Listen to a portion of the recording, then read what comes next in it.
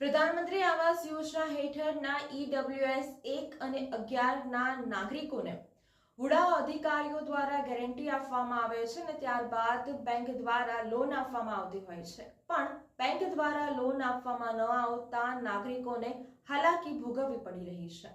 ત્યારે આજ રોજ સામાજિક કાર્યકર અતુલ ગામેચી દ્વારા અધિકારીઓને આવેદનપત્ર આપી રજૂઆત કરવામાં આવી હતી કે અધિકારીઓ દ્વારા વહેલી તકે ગેરંટી પત્ર આપવામાં આવે જેથી નાગરિકો પોતાના ઘરમાં રહી શકે।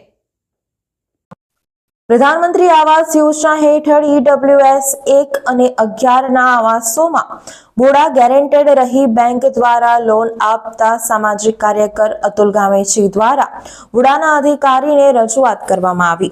વડોદરા શહેરના વિકાસ સત્તા મંડળના વર્ષ 2024 વોર્ડ બેઠકમાં EWS 1 અને 11ના ભાયલી ભીલ સેવાસી ખાનપુર અંકોડિયાના આવાસોના 243 લાભાર્થીઓને નાણાકીય મુશ્કેલીઓના કારણે બેંક સાથે ટાઈઅપ કરી વુડા ગેરેન્ટેડ રહી લોન મેળવવા લાભાર્થીઓને આવાસનું પરચેઝ મેળવી શકે છે અને તેમાં મદદરૂપ થઈ શકે છે અને લાભાર્થીઓના લોનના હપ્તા સમયસર ભરે તો નોટિસ આપી અધ્યક્ષ સ્થાને ઠરાવ પસાર કરવામાં આવ્યો હતો, પરંતુ ગરીબ મધ્યમ વર્ગને લાભાર્થીઓને નાણાકીય મુશ્કેલીને લઈને બેંકમાંથી લોન આપી ન હતી।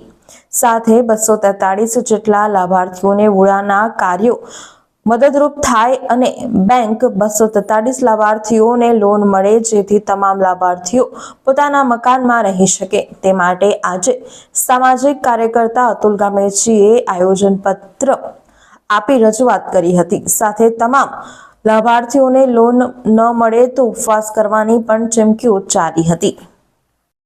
પ્રધાનમંત્રી દ્વારા ગરીબોને ઘરનું ઘર મળી રહે, ગરીબ ઘરવાળો થાય એના માટે આવાસ યોજના બહાર પાડી। વુડામાં EWS 1, EWS 2 આવાસ યોજના બહાર પાડી, જેમાં વડોદરા શહેરના ભાયલી, સેવાસી, ખાનપુર આ તમામ જગ્યાએ આવાસો બન્યા, એના ડ્રો પણ થયા, લોકોની લોનો પણ થઈ ગઈ। પણ જો કેટલાક લાભાર્થીઓ એવા છે કે એમની નાણાકીય પરિસ્થિતિ સારી ન હોય, ડોક્યુમેન્ટ ના હોય, એમની લોન પાસ નહીં થઈ, આવા 242 લાભાર્થીઓ છે।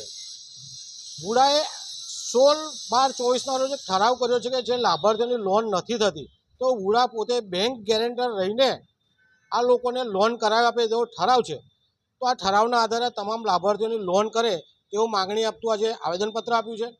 ઠરાવમાં એ પણ જણાવ્યું કે બેંક ગેરેન્ટર વુડા જો રહેશે અને લાભાર્થી લોન નહીં ભરે તો વુડા એ મકાન જપ્ત પણ કરી શકે છે। તો આ જે ઠરાવ છે, ઠરાવના આધારે 242 લાભાર્થીઓની લોન વુડા ગેરેન્ટર રહીને કરે તેવી માગણી કરતું આવેદનપત્ર છે।